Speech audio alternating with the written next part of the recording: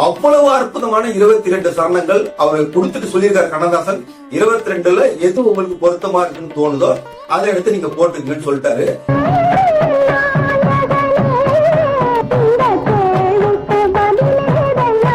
அவங்களுக்கு சந்தோஷத்தை சொல்றதுக்கு வார்த்தைகளே இல்ல. அந்த வரிகளை கவனிச்சு பார்த்தவங்களுக்கு எல்லாருக்குமே தெரிஞ்சிருக்கும். குறிப்பா நான் அந்த வரியில ரொம்ப ஆச்சரியப்பட்ட ஒரு வரி பாத்தீங்கன்னா,